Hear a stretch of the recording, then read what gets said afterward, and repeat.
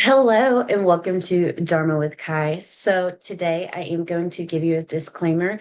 There is no information on here that is identifying any confidential information of anyone else, nor it or is it trying to seek some kind of reconciliation, redemption, or amends.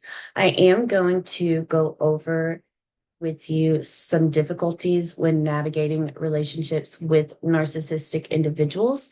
And I'm also going to kind of hint towards why it is important to really get serious when you are going through the process of healing. Oftentimes, and that is why I don't recommend support groups, when you spend so much time with others, you're never able to silence that internal system that you need to truly think and process your emotions and what you have to act on appropriately. With doing my research on narcissistic relationships and other things, it has dawned on me that so many of the people that are embedded within your life have some kind of hint of this. And so oftentimes, a lot of individuals truly wake up and they feel like they are like at a wit's end with many of the people that are embedded within their life. And everyone is done with you once they get what they need from you. And that has been forever.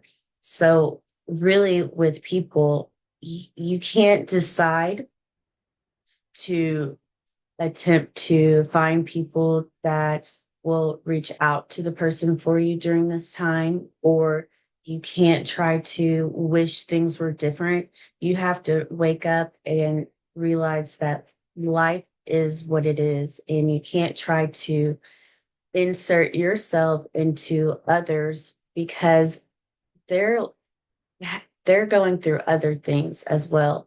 And so the way they process information or their idealization of life isn't always going to necessarily equate to your idea of what life should get lived out as. And so with that, if you are trying to make someone see you that has no intention of doing any work to see you, then that is a lost cause. That's why often in my practice, when people want to do mediation, I won't allow them to do mediation unless both parties involved are wanting to go through that process together. Because no one should spend so much time trying to force people to get together or reconcile differences. Everyone's different. And with compromise, you have to decide what are those things that you're willing to compromise because boundaries are so important in these relationships. And if you don't have boundaries, it's going to end up in a faulty ending. And I say that to you because I discussed this in my series of criminology, narcissistic relationships, and healing. Everyone thinks some things are all fun and games until someone gets hurt. And that is the pattern of these relationships. So I know that people like to, image wise, make some kind of profound memory of what things used to be like or what things could end up like. And that's not healthy for anyone. And so that's why it is important when going through this process. It doesn't matter what someone looks like, you never know what they're going through. And so you never know if you're signing up for something that is way too deep for you to be able to find the necessary skills to cope with yourself. And you can't find that in other people. You can't find that in items. You can't find that in anything besides yourself. So it is important to find what makes you happy, what makes you want to move forward in your life. and you have to learn to enjoy life for yourself. And it takes time to get there.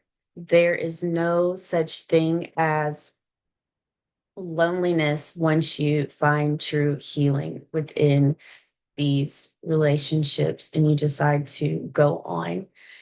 I never get sad with goodbyes or endings because usually you know when it is time to go ahead and go forward with your life. And that's what you have to do so that you're able to navigate your world and your universe in the way that you should and have the clarity to be able to decipher what environments are good for you and which ones are not.